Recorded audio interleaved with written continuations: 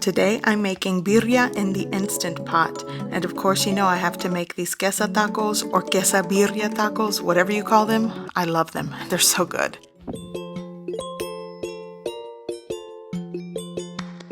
First I'm going to make the chili puree.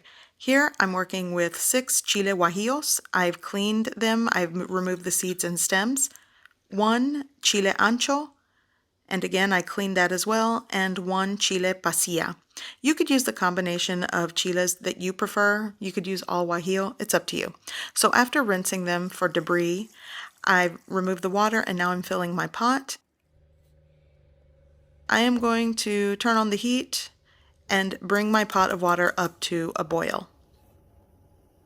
Once it starts to boil for about a minute, I'm going to shut the heat off, cover with a lid, and I'm going to let this steep for about 15 minutes. So once they are softened and steeped, I remove the liquid. I have about 2.5 cups here, so I'm going to use that for the puree. So in my blender cup, I'll also be adding 2 tablespoons of beef bouillon powder, 6 cloves of garlic. I have 2 teaspoons of Mexican oregano, 1 teaspoon dried thyme, 1/8 of a teaspoon of ground clove, 1/8 of a teaspoon of ground cinnamon. I'm also going to be using 1 chipotle pepper in adobo sauce. So into my blender cup, I'm going to add all of my ingredients.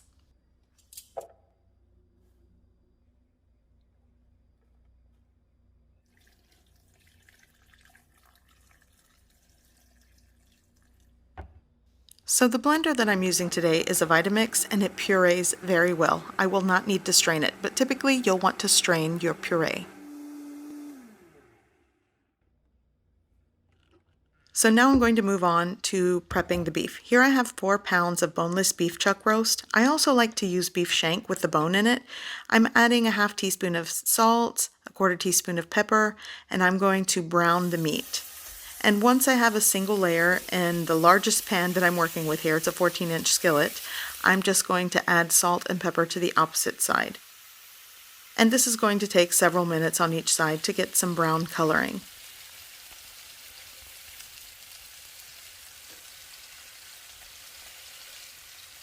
Once my meat is browned, I'm going to remove it from the pan and just place it back into the bowl. I'm also going to saute onion in the pan, and once the onion is sauteed, I'm going to add a cup of water to create a delicious broth from the fond that is at the bottom of the pan. I'm going to add my broth to the meat, and now it's ready to go into my Instant Pot. I'm working with a 6-quart Instant Pot. I'm adding all of my beef, all of the liquid and juices that collected in the pan and bowl. Now I'm adding my chili puree. You can strain if necessary. Again, mine pureed very well. So now I'm also going to add extra water. So to the blender cup, I'm just going to add 3 cups of water. I'm going to swish it around to get any residual puree and add that to my Instant Pot. I'm also going to add 2 dried bay leaves. Now just cover with your lid and make sure that you close it properly. This is very important when working with pressure cookers. And I'm going to set it to sealing. You want to make sure you do that. And now I'm going to use the stew meat or meat stew setting and set the timer for 55 minutes. And this is on high pressure. And I'm just going to let that cook. In the meantime, I'm going to work on a salsa. Here in a preheated pan with a tablespoon of cooking oil, I'm going to add 2 jalapenos, 2 cloves of garlic with the skin on, 1 medium tomato that I cut into sections, and a small piece of onion, and I'm just going to saute this really well. I'm going to cover with a lid and just let it cook for a minute or so covered. Now I'm going to remove the skin from the garlic and the stems from the jalapenos. And to remove the fond from the bottom of the pan, I'm going to add 3/4 of a cup of water and just kind of scrape the bits up. Now add everything into a blender cup, and I'm going to puree. I'm also going to add salt to taste. Sometimes I also like to add chicken bouillon powder. It's up to you. And that'll be my salsa.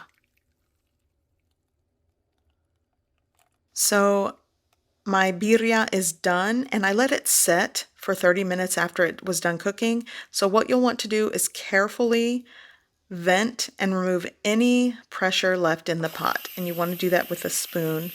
And a good indication to let you know that the pressure is still not released is that button on the back. Once all the pressure is released, that silver button right here drops down. That lets you know that the pressure is released from your pressure cooker. So carefully remove the lid and your birria is done. The meat is so tender. But before you stir it, what I like to do is remove and reserve any rendered fat for later use. I'm just going to place this in a bowl. This is what I'm going to fry and cook my QuesaTacos with. So I'm going to remove the meat, and you want to taste and adjust the salt and seasoning to your preference. I added like a half teaspoon of salt to this, and it's done. This is the Consomé, or the broth, that goes great with this. So I'm going to chop the meat and prep it to cook the tacos, and I'm also going to do tortas. My family loves both. And it's really up to you. You can eat your birria like a soup, which is traditional, or make the tacos or tortas with cheese. So good. So I'm going to add a third of the meat back into the Consomé, and the rest is going to go for my tacos and tortas.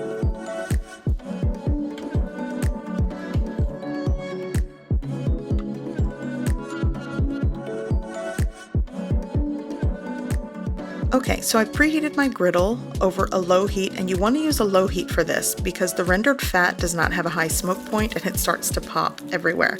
So I'm adding my cold corn tortilla, giving it a flip.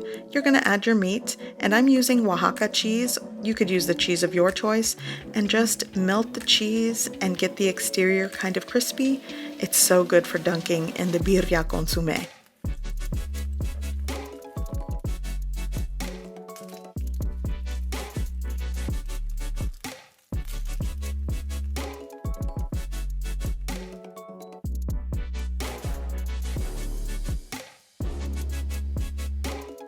Once the cheese is melty and the exterior is crispy, remove them from the griddle and serve it with a bowl of the Consomé.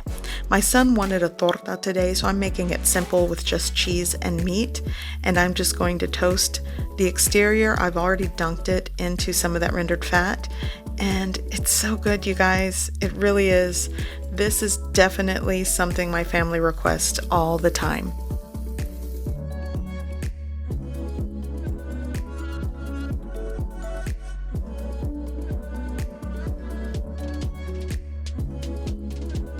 So I've served a bowl of the Consomé. I like to top with onion, cilantro, some of that salsa, which actually came out really spicy, and some fresh squeezed lime to give it a mix.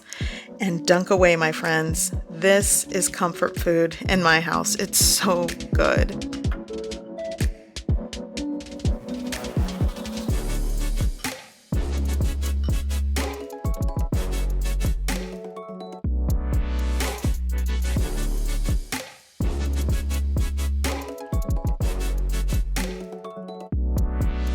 I hope you give this recipe a try.